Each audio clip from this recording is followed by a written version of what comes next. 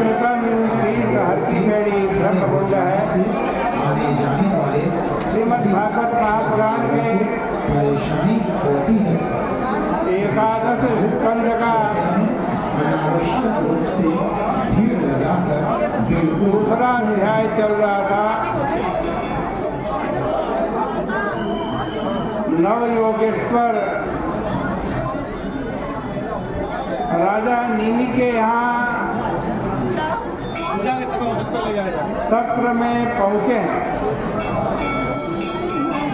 वहाँ पर बड़े बड़े ऋषि मुनि बैठे हैं। उन सब लोगों ने उनका स्वागत सत्कार किया। विदेह ने राजा नीमी ने उनको नारायण परायण जान करके बहुत आनंद से बिठाया। यथा योग्य उनकी सेवा की।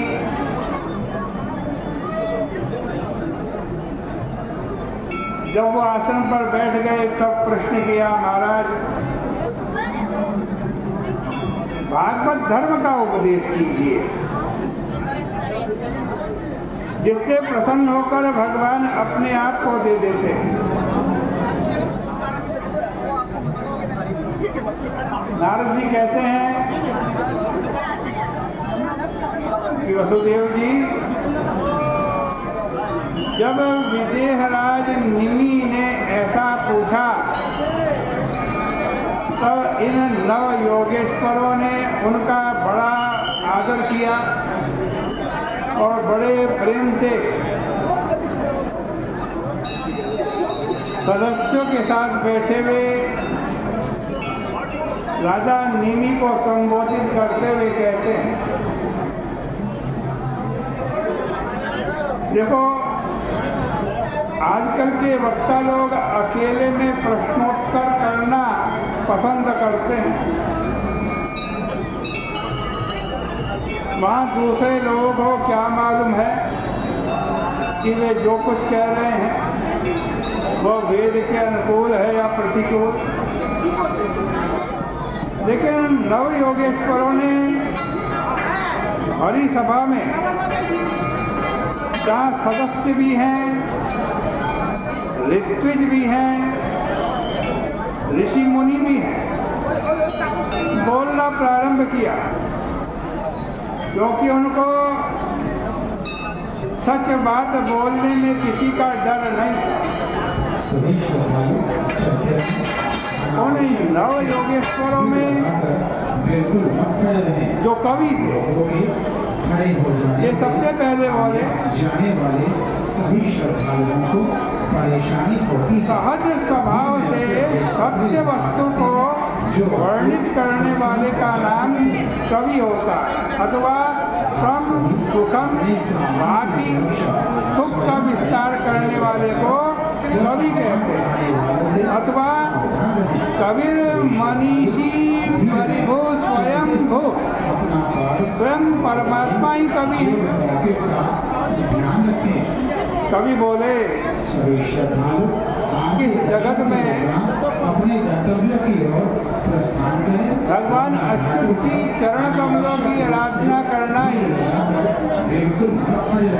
परम कल्याण का कारण है।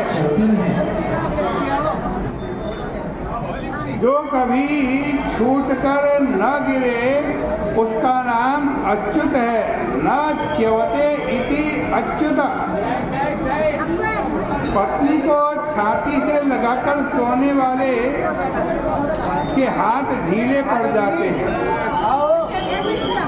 नोट की गड्डी हाथ में पकड़ करके सो जाने पर वो नोट की गड्डी भी हाथ से छूट जाती है। लेकिन अच्युत भगवान ऐसे हैं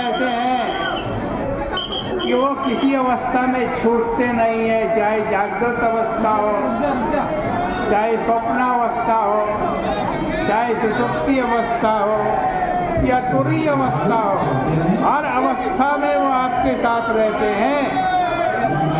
यदि वे आपसे अभिन्न होकर न रहे उसका नाम अच्युत नहीं हो सकता। भक्ति का अर्थ तो बहुत प्रसिद्ध है, सब लोग जानते हैं। पदाम्बुजोपासन मत्र नित्यम, भगवान का पाद क्या है, चरण क्या है। विश्व, तेजस, प्राज्ञ, विराट, हिरण्यगर्भ, ईश्वर और तुरीय, उसको अम्बुज इसलिए कहते हैं कि वह असंग है, वहाँ चेतन ही बैठा हुआ है। उद्विग्न बुद्धे रसदात्म भावात्, इसका अर्थ है कि संसार के प्राणी असत वस्तु में आत्म भाव के कारण दुखी हैं, उद्विग्न बुद्धि हो रहे हैं।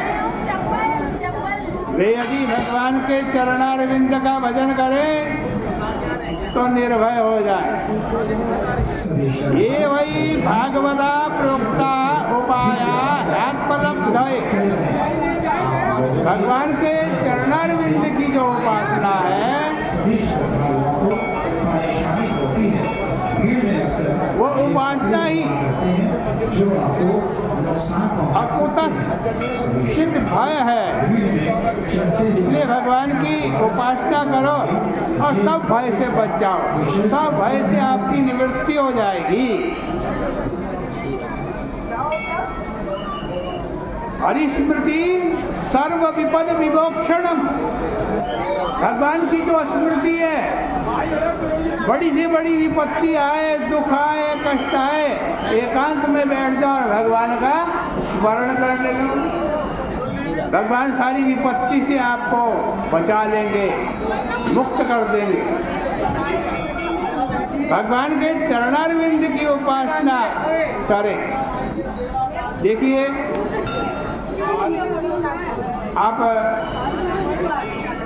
केवल एक क्षण के लिए यहाँ के स्थान, समय और दृश्य का ख्याल छोड़ करके इस भाग का ध्यान कीजिए कि आप भगवान के पास बैठे हैं, वृंदावन धाम में बैठे हैं, यमुना जी बह रही है,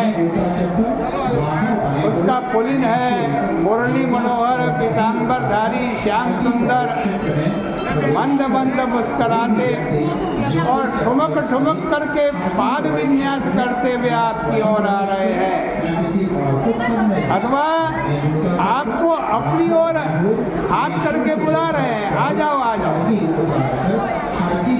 आप क्षण भर के लिए इस भाव का चिंतन कर लें और फिर देखें कि आपके मन में कोई दुख है क्या। जब इतनी ही देर में सारा दुख मिट जाता है, तो यदि आप इस ध्यान को 5 मिनट करें, 5 घंटे करें, तब तो आपके आनंद का ही कहना क्या। यह तो दृष्ट है, कोई पारलौकिक नहीं है कि मरने के बाद स्वर्ग में जाएंगे तब मिलेगा। उधार धर्म नहीं है, बिल्कुल नगद धर्म है।